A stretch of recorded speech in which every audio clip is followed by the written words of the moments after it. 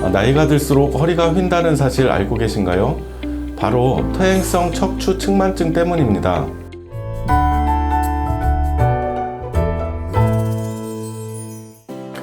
안녕하세요. 순천향대학교 천안병원 정형외과 홍창화 교수입니다. 정상적인 척추는 정면으로 봤을 때 일자로 곧고 옆으로 봤을 때 S자형으로 척추가 곡선을 그려야 하는데 척추 측만증의 경우 척추를 정면으로 봤을 때 C자형 혹은 S자형으로 휜 것을 말합니다.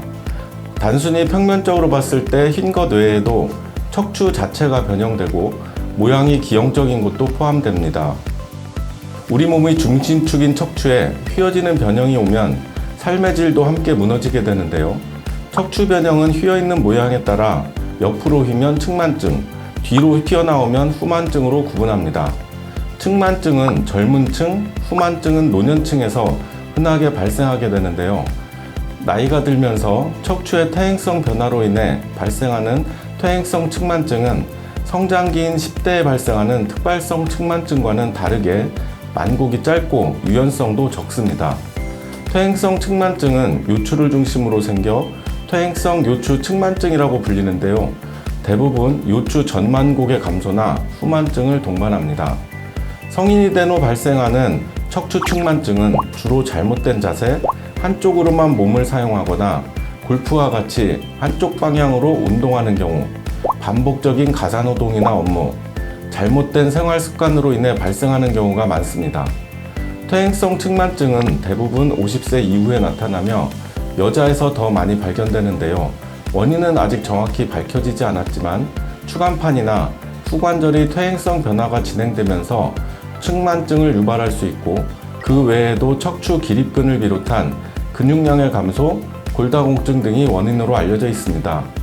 퇴행성 측만증 환자의 가장 흔한 임상 증상은 요통, 즉 허리 주변에 생기는 통증입니다. 그 외에 다리 저림과 같은 하지방사통, 척추의 변형으로 인한 불균형 등이 나타날 수 있습니다. 요통은 만곡이 진행되면 더 심해질 수 있는데요. 상태 파악과 진단은 단순 엑스레이 사진 촬영으로 가능합니다.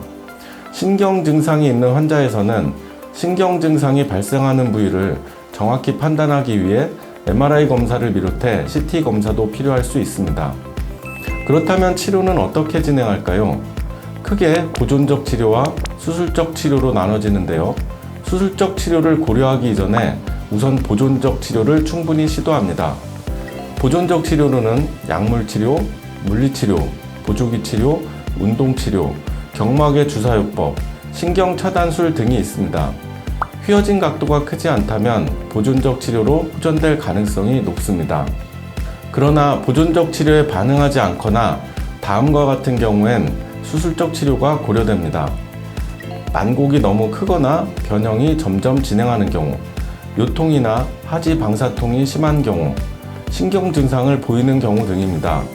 척추관 협착증과 동반되어 있는 경우에 수술적 치료를 시행할 수도 있습니다. 수술적 치료의 주된 목적은 최소한의 침습적 치료를 통해 통증을 완화시키고 기능적인 부분을 개선해 삶의 질을 높이는 데 있습니다. 척추 측만증의 수술 방법은 다양하며 수술 방법은 환자분의 상태에 따라 수술의 목표 및 기대 효과를 고려해 담당 의사와 충분히 상의해 선택하게 됩니다. 근래에는 측방 추체관 요합술과 척추경 나사못을 이용한 후방 요합술을 함께 시행하는 방법이 선호되고 있습니다.